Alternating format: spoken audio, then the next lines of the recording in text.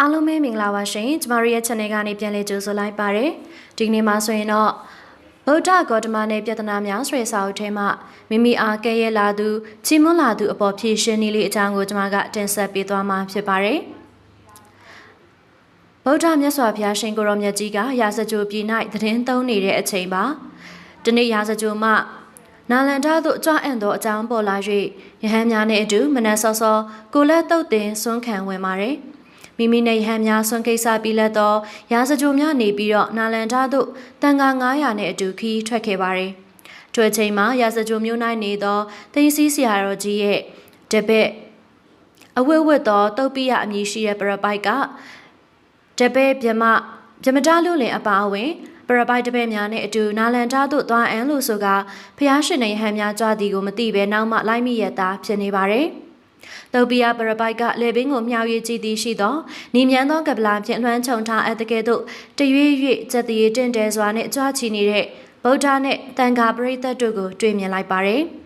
။ဗုဒ္ဓကယဟန်တို့ရဲ့ရှေ့၌နီမြန်းသောကပလာတိုင်းဖြင့်ချံရံအပ်သောရွှေသားတိုင်ကြီးကဲ့သို့၎င်းပဒုံမာဂျာနီဒေါ၌ရောက်နေတဲ့ရွှေလီကဲ့သို့၎င်းတန်တန်ပုတ်တိုင်တို့ဖြင့်ဝင်းရံထားအပ်သောမိဖို့ကြီးကဲ့သို့၎င်းကျေတာယာအပေါင်းတို့ဖြင့်ချံရံအပ်သောလာပြည့်ဝင်းကဲ့သို့၎င်းအရွက်တို့ဖြင့်ချံရံအပ်သောဝိဆန်ကဲ့သို့၎င်းဝိဆန်တို့ဖြင့်ချံရံအပ်သောကြာချက်ကဲ့သို့၎င်း8000သောအစင်တို့ဖြင့်ချံရံအပ်သောဆက်တန်စင်မင်းတို့ကဲ့သို့၎င်း9000သောဟင်းသားတို့ဖြင့်ချံရံအပ်တဲ့ဒထရထဟင်းသားမင်းကဲ့သို့၎င်းစေအင်္ဂါ၄ပါးဖြင့်ချံရံအပ်သောစက္ကဝတ်မင်းကဲ့သို့၎င်းနတ်အပေါင်းတို့ဖြင့်ချံရံအပ်သောတရားနတ်မင်းကဲ့သို့၎င်းမြမအပေါင်းတို့ဖြင့်ချံရံအပ်သောဟာရိတမြမကြီးကဲ့သို့၎င်းမနာရှေအပ်သောကာလပတ်လုံးစီးပူးခဲ့သောကောင်းမှုပါရမီစွမ်းအားကြောင့်ဖြစ်ပေါ်လာသောမကြံစီနိုင်သောနှိုင်းရှင်စရာဥပမာမရှိသောဗုဒ္ဓဤတင့်တယ်ခြင်းဖြင့်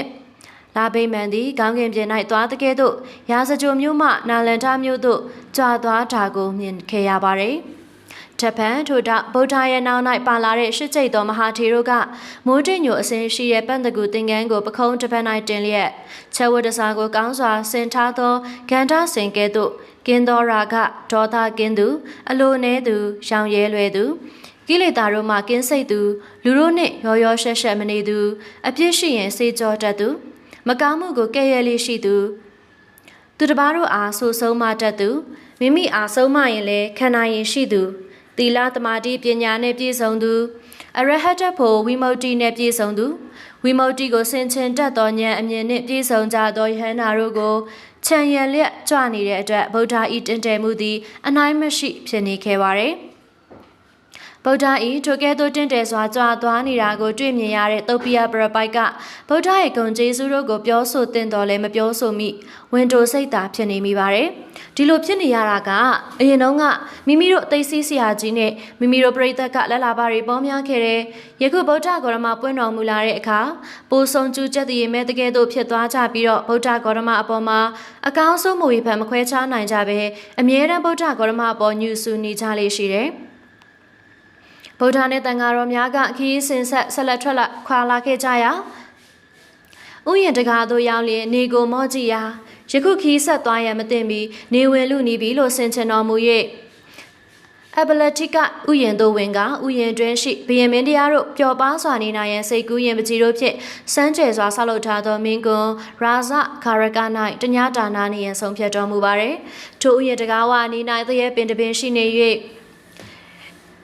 ထိုဥယျာဉ်သည်အရေးရေရိုးနှင့်ပြည့်စုံတဲ့တတိုင်းလေးဖက်လုံခြုံစွာကာယံထားတယ်။သုတ်ပိယပရပိုက်သည်လည်းထိုအရန်၌နေကိုကြည့်ပြီးတော့ယခုခီးဆက်သွားရင်အချိန်မဟုတ်တော့ပရပိုက်ငယ်နဲ့ပရပိုက်အိုရီများစွာပါဝင်နေတယ်။ဒီခီးကလည်းခိုးသူတရေဘလူးများနဲ့များသောဘေးရန်ရှိတယ်။ဤယဟန်ဂေါရမသည်ဥယျာဉ်ထဲသို့ဝင်တယ်။ယဟန်ဂေါရမနေရာအရန်၌နတ်တို့သည်အစဉ်ဆောင်းလျှောက်ကိုရယူကုန်တယ်။ယခုငါလည်းပဲတညတာတဲခုချင်းပြုပြီးမနှက်ဖန်ကြားမှခီးဆက်မယ်လို့ကြံစီဆုံးဖြတ်ပြီးတော့ထိုဥယျာဉ်သို့ဝင်ကဥယျာဉ်ရဲ့ဘေးတစ်ဖက်၌ပရိခယာများကိုချထားပြီးတော့မိမိပရိသတ်နဲ့အတူတဲခုနာနေရမင်းကိုစရတစ်ဖက်သို့ကပ်ရောက်ပါရယ်ဗုဒ္ဓရဲ့တပည့်သားဟန်တန်ကအပေါင်းသည်ဗုဒ္ဓအာဝိကြီးဝတ်ငယ်ပြုပြီးမိမိတို့ရဲ့နေရာအရက်ကိုတတ်မှတ်ကငြိမ်သက်သောအိန္ဒြေဖြင့်မိမိတို့ရဲ့မတ်ဖို့တရားကိုဝင်စားကဗုဒ္ဓဘက်သို့မျက်နှာမူလျက်တည်င်းသုံးလျက်ရှိနေကြပါရယ် တုတ်ပြပရပိုက်သည်ညီဖို့ဝဲဗုဒ္ဓနဲ့တန်ခါပရိသတ်ကိုလှမ်း၍ကြည့်ပါတယ်ထိုချိန်ဝဲဗုဒ္ဓကိုရောမထွက်သောရောင်ကြီးတော်6သွေးသည်ထဝင်းကျင်အတောင်80ပမာဏရှိသောအရက်သို့ရှေ့ရှုပြေးသွားနေပါတယ်ထိုမှဤမှလှဲ့လေပြေးသွားနေတဲ့တောအကြားသည်ယရနာဥဆောက်ပန်းယရနာပန်းကုံယရနာမုံများဖြန့်ကျဲထားတဲ့ကဲ့သို့၎င်းနီမြန်းသောရွှေရည်တို့ဖြင့်သွန်းလောင်းထားတဲ့ကဲ့သို့၎င်းရာပေါင်းများစွာသောဥက္ကာကျဲတို့ကြာရောက်ထွေးရှက်နေတဲ့ကဲ့သို့၎င်းအကြမ်းမရှိအောင်ထဝင်းကျင်ရောပြွနေတဲ့မဟာလီကားပန်းများကဲ့သို့၎င်းလေအဟုန်တိုက်ခတ်အပ်သောဖုံမုံကဲ့သို့၎င်းတက်တက်ရောင်အပေါင်းလျှက်စည်းနွယ်အပေါင်းကျေတာရအပေါင်းတို့၏အယောင်များဖြင့်အထူးထူးအပြားပြားပြန့်နှံ့လျက်အထူးထူးအပြားပြားတောက်ပတဲ့ကဲ့သို့၎င်းဖြစ်နေပါれထိုများမက80သောလက္ခဏာတော်ကြီးငယ်တို့ဖြင့်ပြည့်စုံသောဗုဒ္ဓဤကိုယ်တော်သည်ပွင့်သောကြာဖြူကြာညိုပွင့်များရှိသောရေအိုင်ကိုလက္ခဏာတော်ငယ်တို့ဖြင့်ချက်တရည်ဖြင့်ပြည့်ရည်ပြုနေတဲ့ကဲ့သို့၎င်းပင်လုံးကျွတ်ပွင့်နေတဲ့ပင်လေကသစ်ပင်ကို၎င်းခြေတာရအယောင်များဖြင့်ပွင့်လန်းနေသောခေါင်းကင်ပြင်ကို၎င်းပြည့်ရည်ပြုနေတဲ့ကဲ့သို့တည်နေပါれထို့ပြင်ဗုဒ္ဓဤတလန်မြသောကိုရောင်တော်အဝင်းဖြင့်တင့်တယ်ခြင်းရှိသော32ပါးသောလက္ခဏာတော်မြတ်အစဉ်သည်တီကုံ၍ချထားသော32ဆင်းသောလအစဉ်ဤ၎င်းအစဉ်တိုင်းချထားအပ်သော32ယောက်သောတကြားနတ်မင်း32ယောက်သောမြမမင်းတို့ဤချက်တည်းကိုလက္ခဏာတော်ကြီးတို့ဤအတရေဖြင့်ဖုံးလွှမ်းပြီးတကဲ့သို့၎င်းဖြစ်နေသည်ကိုမြင်တွေ့မိပါれဗုဒ္ဓပရိသတ်တန်ဃာတော်တို့ကိုကြည်ရှုသောခြားထားသောမျက်စိညီသက်သောအိန္ဒြေရှိကုန်လျက်ခေါင်းကင်ပြင်၌တည်နေသောလာဝင်းနှင့်တူတော်မူသောဗုဒ္ဓကိုသာလျှင်ရှိခိုး၍နေသောယဟန်တော်များကိုမြင်ရပါれထိုအခါတုတ်ပိယပရပိုက်ကမိမိပရိသတ်ကိုစောင်းခဲ့ကြည့်ရဲ့သူ၏ပရိသတ်ကထံဘိုးတုတ်တွဲလျာမြဲလျက်ဆွဲကပ်ဗျံမရာပျက်စီးနေသောအင်ပြင်ငယ်သုံးချောင်းထအိုတောင်မြည်စီမြစ်တပိတ်အိမ်ငယ်ရေကရားဆောက်သောပရိခရာအမျိုးမျိုးတို့နှင့်ပြန်လျက်ရှိတယ်ဤမည်သောသူဤလက်တို့သည်တင့်တယ်ကုန်၏ဤမည်သောသူဤချီရိုးတို့သည်တင့်တယ်ကုန်၏စသဖြင့်အချင်းဤသောစကားကိုပြောဆိုနေကြတယ်အတန်ချေကြမ်းတမ်းသောနှုတ်ရှိကြတယ်ဖျို့ဖျဲပြန်ကျဲသောစကားရှိကြတယ်မြင်မကောင်းရှုမကောင်းဖြစ်ကြတယ်ထိုပရိသတ်ကိုမြင်ရသည်ဖြစ်၍တုတ်ပိယအားစိတ်နှလုံးမသာမရခြင်းဖြစ်ပေါ်ခံစားမိရပါတယ်တုတ်ပိယပရပိုက်သည်ဗုဒ္ဓပရိသတ်နှင့်မိမိရဲ့ပရိသတ်ခြားနာမှုကိုမြင်တွေ့ရတော့လေမိမိတို့ဒိဋ္ဌိယတို့၌လောဘတက္ကာရဆုပ်ယုပ်ခြင်းအသင်ပင်ဆုပ်ယုပ်ခြင်းတို့ကြောင့်နာကြီးချက်ခံစားချက်ရှိနေ၍ဗုဒ္ဓကိုကျေးဇူးမဲ့စကားကိုသာပြောဆိုနေမိကြတယ်။လောကဝေအသက်အားဖြင့်ကြီးသူတို့အပေါ်ဝေပြုလုပ်အပ်တဲ့ရှ िख ိုးခြင်းစသောအကျဉ်းယိုသေးပြုခြင်းကိုညီညွတ်မှု၏အရာသာလို့ဆိုအပ်ပါတယ်။ထိုညီညွတ်မှုအရာသာသည်ယဟန်ဂေါရမ၌မရှိထိုကြောင့်ယဟန်ဂေါရမသည်တာမဂိရတကင်းသူဖြစ်တယ်။တာမဂိရတကိုမခံစားတတ်သူဖြစ်တယ်။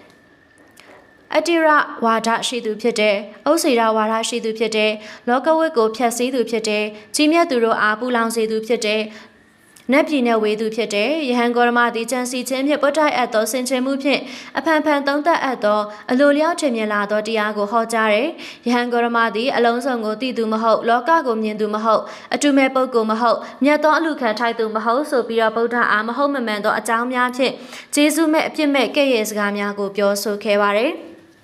ယဟန်ဂေါရမဤတရားသည်မကောင်းသဖြင့်ဟောကြားအပ်သောတရားဖြစ်တယ်မကောင်းသဖြင့်သိစေအပ်သောတရားဖြစ်တယ်ဒုက္ခမှလွတ်မြောက်စေနိုင်သောတရားမဟုတ်ငြိမ်းအေးခြင်းတို့ဖြစ်စေနိုင်သောတရားမဟုတ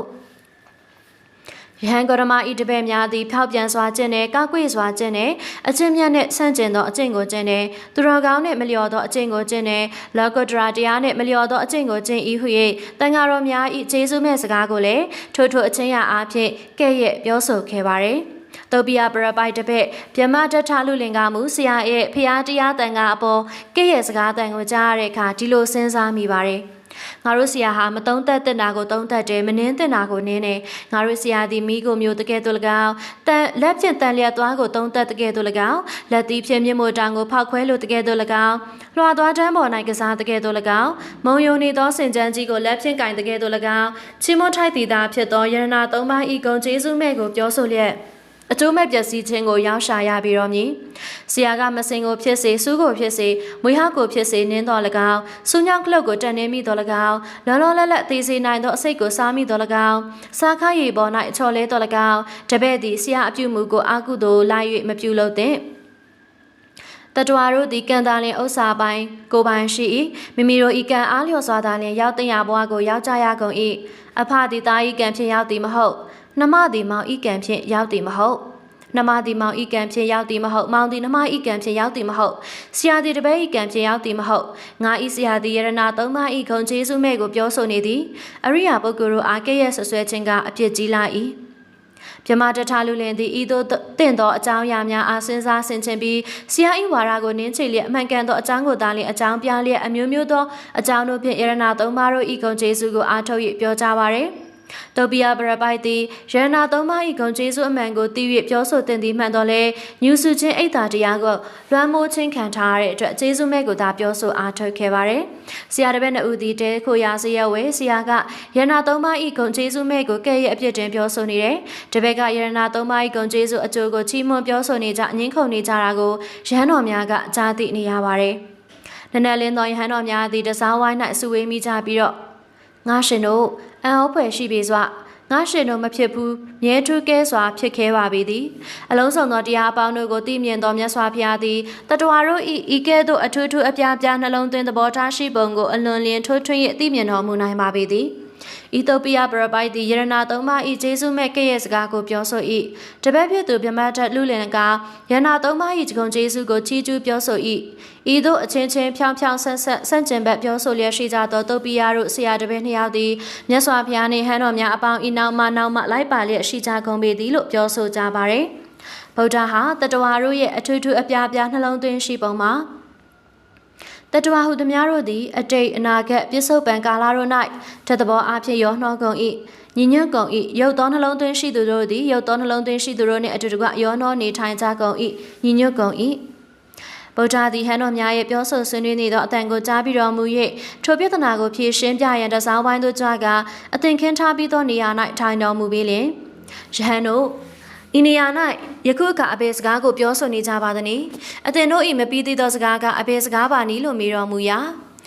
ာယဟန်တို့ကတုတ်ပိယပရပိုင်နှင့်တပည့်မြမတထလူလင်တို့ရဲ့ယရနာသုံးပါးဂုဏ်ကျေးဇူးမဲ့ပြောဆိုမှုနဲ့ချီးမွမ်းပြောဆိုမှုအကြောင်းစုံတို့ကိုရှောက်ထားပြကြတော့ယဟန်တို့ငါဖျားအားဖြစ်စေတရားတော်အားဖြစ်စေတန်ဃာတော်အားဖြစ်စေသူတစ်ပါးတို့ကဲ့ရဲ့စကားပြောကြကြလ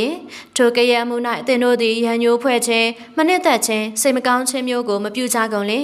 ရန်ညုံဖွဲ့ခြင်းစသည်တို့ပြုမှုခဲ့ကြပါလျင်သင်တို့သာပြုခြင်းဖြင့်သင်တို့အားသာအန္တရာယ်ဖြစ်ရ၏ထိုကဲ့ရဲ့မှု၌ရန်ညိုးဖွဲ့ခြင်းအမျက်ထွက်ခြင်းစိတ်မချမ်းသာခြင်းဖြစ်ပေါ်လာခဲ့ပါလျင်သင်တို့သည်သူတစ်ပါးတို့၏စကားကောင်းစကားဆိုးကိုခွဲခြား၍သိနိုင်ပါမည်လောအရှင်ဖျားသိနိုင်ကြမည်မဟုတ်ပါယဟန်တို့ငါဖျားနှင့်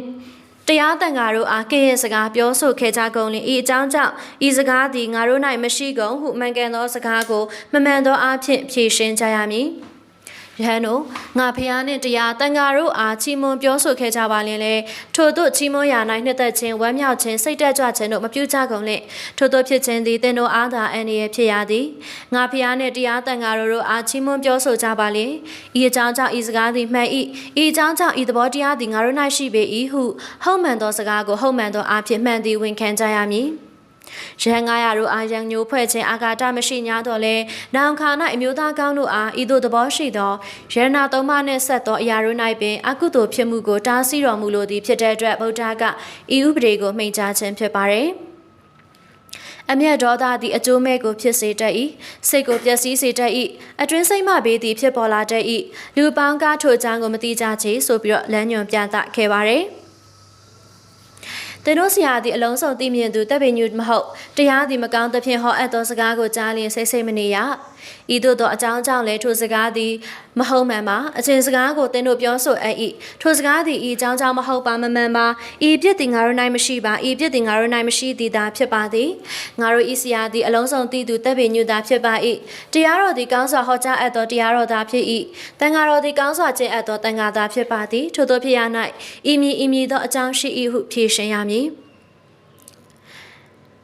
သင်သည်ဒုတ်တိလဖြစ်၏သည်သင်၏ဆရာသည်ဒုတ်တိလသင်သည်ဤမည်သောအမှုကိုပြုခဲ့၏သင်ဆရာသည်ဤမည်သောအမှုကိုပြုခဲ့၏ဟုပြောဆိုရ၌စိတ်ပြုရသီးခံနေခဲ့လျင်ယုံမားထိုက်သူဖြစ်သွားလိမ့်မယ်ထို့ကြောင့်စိတ်ပြစ်မှားခြင်းကိုမပြုဘဲအပြစ်ကိုဖြေရှင်းအပ်ပါれထို့သောကလအုပ်ကြီးပဲနွားကြီးပဲစသဖြင့်10ပါးသောဆေးရေးကြောင့်ဝတ္ထုတို့ဖြင့်ဆေးရေးသောပုဂ္ဂိုလ်ကိုမူလျှို့ရှုထားပြီးသူအပေါ်၌အဓိဝါဒနာခန္တီမျိုးဖြင့်မျိုးသိပ်သီးခံခြင်းကိုသာပြုအပ်ပါれနှစ်သက်သူသည်လောဘနှင့်တကွဖြစ်၏လောဘဟုသည်အမျက်ဒေါသနှင့်အလားတူပါれဗုဒ္ဓကလူချင်းမမောသူသည်အနတ်ထိပ်ပဲကိုမသိပါဠိကိုမသိလာဘလွမ်းမိုးခြင်းခံရသူသည်မောင်မအတိဖြစ်သွားတတ်၏လူချင်းချင်းသဘောသည်အကျိုးမဲ့ကိုဖြစ်စေတတ်၏စိတ်ကိုပျက်စီးစေတတ်၏မိမိ၏အတွင်းစိတ်မှဘေးသည်ပေါ်လာတတ်၏လူအပေါင်းကဤထိုအကြောင်းကိုမရှာတတ်ကြချေလို့ဟောကြားတော်မူထားပါれသင်တို့ဆရာသည်အလုံးစုံတည်သူဖြစ်သည်ပူဇော်ထူးကိုခံထိုက်သူဖြစ်သည်တရားအလုံးကိုမဖောက်မပြန်မှန်ကန်စွာကိုယ်တိုင်သိမြင်သူဖြစ်သည်တရားသည်ကောင်းစွာဟောကြားအပ်သောတရားဖြစ်သည်တန်ခါသည်ကောင်းစွာကျင့်သောတန်ခါဖြစ်သည်ဤသို့ချီးမွမ်းစကားပြောကြားလျင်စိတ်မနေရသင်တို့ပြောဆိုသောစကားသည်ဤမည်သောအကြောင်းကြောင့်မှန်ပေသည်ဖျားမှာအရဟံအစဘဂဝါအဆုံးရှိသောဂုဏ်နှင့်ပြည့်စုံပါ၏တရားသည်တန်ဋိဋ္ဌိကောစသောဂုဏ်တော်6ပါးနှင့်ပြည့်စုံပါပေ၏တန်ခါတော်သည်တုပ္ပတိပန္ဒစသောဂုံ9ပါးနှင့်ပြည့်စုံပါသည်သင်သည်သီလရှိသူဖြစ်ပါသလားလို့အမေခရသူသည်လည်းသီလရှိသူဖြစ်ပါလျင်ငါသည်သီလရှိသူဖြစ်သည်ဟုဝန်ခံအပ်၏သင်သည်ပထမဆံရသူဖြစ်သလားယဟန္တာကြီးဖြစ်ပြီလို့မေးမြန်းခံရပါကသဘောတူသောယဟန်တို့အားသာလျင်ဝန်ခံအပ်သည်ထို့သောဝန်ခံသည်ရှိသောအလိုဆိုးရှိခြင်းကိုရှောင်ရှားရာရောက်၏သာသနာ၏အချင်းဤမဟုတ်သည်အဖြစ်ကိုပြရရောက်သည်ဆိုပြီးတော့လေဗုဒ္ဓကအရှင်ပြခဲ့ပါတယ်။ဤဒီတို့မှာလောကတဘာဝအရာကဲရဲရှုံချသူအပြစ်တင်သူချီးမွမ်းသူမင်းမြန်းသူများဖြစ်ပေါ်လာလျင်ဗုဒ္ဓကအမည်တို့ဖြည့်ရှင်းအဖြစ်ပေးရမည့်ဤလန်ကိုညွန်ပြဟောပြတော်မူခြင်းပင်ဖြစ်ပါတယ်။လောကတဘာဝကဲရဲခံရမှုချီးမွမ်းခံရမှုရှိစမြဲတဘာဝပါဒီတဘာဝကိုဗုဒ္ဓအနည်းဖြင့်ဖြည့်ရှင်းပါကကမ္ဘာလောကကြီးတစ်ခုလုံးငြိမ်းချမ်းသာရသလိုတတဝါအလုံးလည်းငြိမ်းချမ်းသာရချမ်းမြေကြမှာပဲဖြစ်ပါရဲ့ရှင်။